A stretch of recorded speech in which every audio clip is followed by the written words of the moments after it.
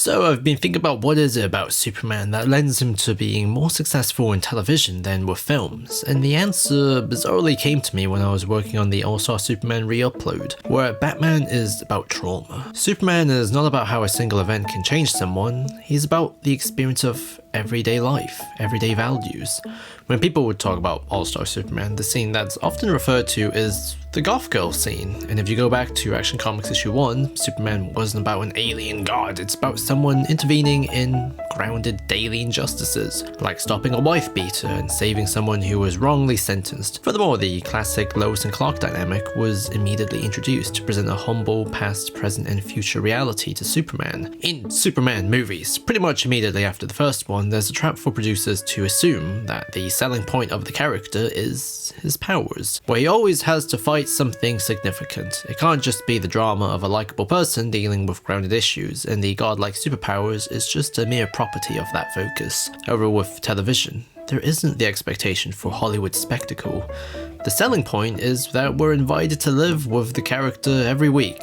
The human experience gets to be the focus. In Superman and Lois Season 3, the human experience it focuses on is on cancer. The effects it has on family, community, and how as a shared experience, it can connect people. As someone whose mom was diagnosed last year, the story was particularly significant to me. And yeah, this is a pretty good season. Something changing your mind. So we made all your favorites.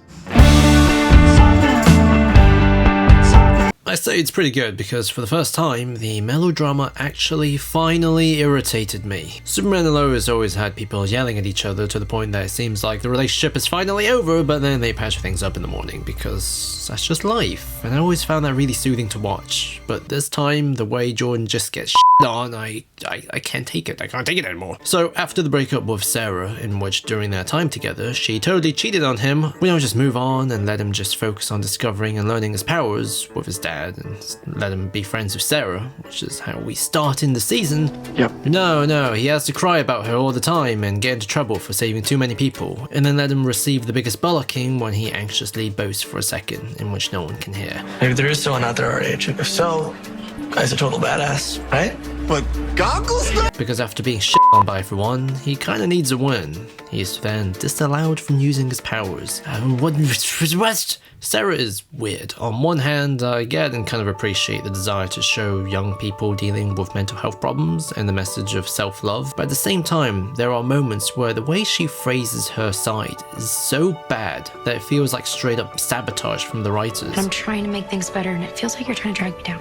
Wow. I really like the idea of her being Jordan's Lana Lang, the first girlfriend, which he becomes besties with, but they drag it out for so long, and Jordan's own mental health issues is so neglected by the writing that you just get lines like, It is about me, it's my life, and you're not helping, so can you just stay out of it? She literally just said that to someone diagnosed with social anxiety, you know, and a guy who just saved it. Jonathan Kent's actor's changed, and the new guy is okay. I like how instead of getting someone to mimic the original performance, the new guy's inherent personality just sort of fits with the established history of the character really naturally. You know, I can believe that he's a former American football team player who then ruined everything, and his chemistry with Jordan is great. I'm gonna make you forgive me.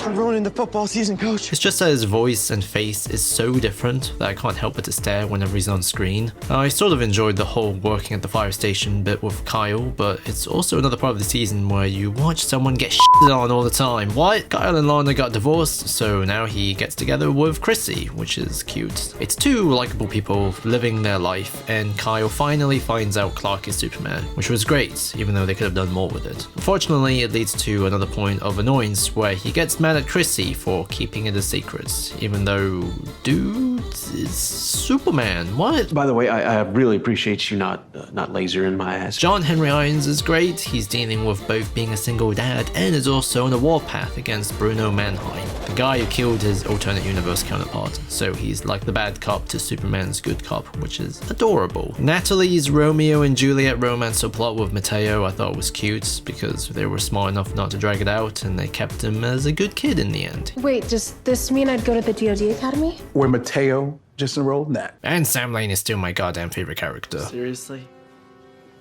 Just wear them once for your granddad. His arc with becoming Natalie's granddad and getting back into dating again is just genuinely beautiful, minus the whole part where he gets kidnapped. All these character arcs and journey here is about starting anew. The previous season took them apart, divided their existence both literally and figuratively, and now they all get to start anew with themselves by allowing themselves to form new connections. And more importantly, they're all here for Lois. Confrontation with parental cancer can be very threatening for children. It may result in the development of psychosocial problems such as anxiety, confusion, sadness, anger, and feelings of uncertainty with respect to the outcome of the illness. They may face many changes in daily family routines due to repeated hospital admissions, hospital visits, and care of the parents when at home. This brings me to Superman. His heroism this season is characterized quite largely as a caregiver, there for his wife and needing to go to support groups himself. Unlike professional caregivers such as physicians and nurses, informal caregivers, typically family members or friends, provide care to individuals with a variety of conditions, including advanced age, dementia, and cancer. This experience is commonly perceived as a chronic stressor, and caregivers often experience negative psychological, behavioral,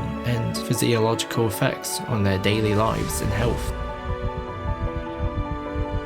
Lois, of course, is the sort of person who avoids her medical appointments, and that form of neglect and needing to confront life with the cancer and accept life after it is something very powerful, leading to moments where she has to see that it's her health versus her story. The best way to get through this is going to be as a team. And that means me and you, Lois. The level of distress reported by many of those for someone with cancer can be equal to or greater than that of the cancer patient. In addition, those reporting higher levels of emotional distress also report more problems with fatigue, sleep impairment, and unhealthy behaviors. Within the story of Clark and Lois, it shows time creates pressure, and pressure can create defensiveness. Speaking of that, let's talk about the Mannheims. Fred Johnson from The Expanse is the villain here. Season 3, unlike Season 1 and 2, is smaller scaled. First, Smallville was the epicenter of a Kryptonian invasion, then there's an invasion with another world. This time, it's about a crime lord going a step too far to save his wife with cancer. The Kents and the Mannheims mirror each other, and it's about wrestling with there being a different dimension to human experience that comes from giving care to a family member with cancer, and such dimension can connect people deeply. Lois directly wrestles with Fred Johnson's wife Pia as a friend, someone experiencing the same mortality as she does. She has cancer. She is fighting to survive just like I am. Okay, so then this is personal. Pia has killed people, Fred Johnson has killed many people, they are not clean, as Steele argues. I get that Lois may have bonded with her during her treatments. She's a bad person. Lois bonding with Pia doesn't change it. They're criminals that must be apprehended. However, the show argues doesn't mean you need to become a cold motherfucker. You still need to sympathize and share some of your vulnerabilities, because such vulnerabilities can be the ultimate change. My favorite moment with the Mannheims is when Superman helps Pia despite just being fucking attacked by her. I have to take her now, or she's gonna die. That's fucking Superman. A similar moment happens again at the end of her life when Superman approaches her and uses his godlike strength to hug her in her final moments. In the end, I was the only one who could get to her. So I told her it was okay to let go. Try to make those last moments as easy for her as possible. The sky was falling, and why'd you make it so hard? I don't know what I want to do. Well, look, for starters, you can just put down whatever it is you don't need, you know, your guilt, your fears. And replace all that with something that gives you purpose. You know, something that gives you a sense of responsibility. Is this you talking or the cancer? Dad, Because it sounds to me like you're letting this disease cloud your judgment. you're starting to sound like Clark. For once, I agree with him. But I felt terrible all the time I'm around her. I get it. But as a parent who made a lot of mistakes, don't let that anger inside him fester much longer. Jordan, it's not about whether or not you use your talents. It's about why you're using them. People knowing who you are, getting your picture taken, all that, it's not going to fix what you think it will. Now, wanting to help people, wanting to make a difference in the world, if that's your true north, you'll never need the other stuff.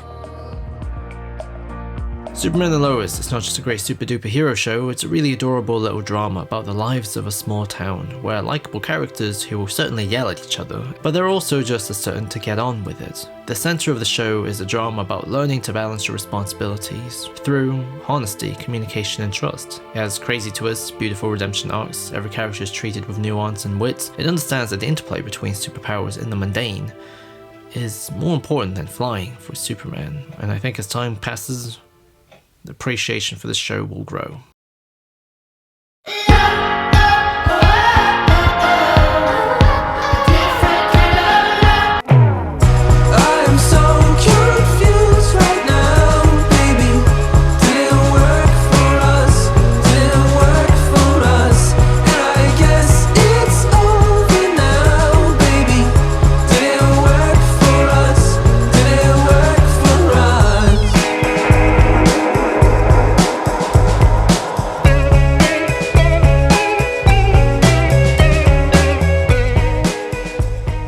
And then the season introduces Lex Luthor for next season, and he's alright. I like the build up of him being kind of genuinely scary, but then when he's here, he's just like a dude. He screams and there's a whole looking away from destruction while he's walking off, and I don't know, I'm just kind of shrugging because he's just a guy.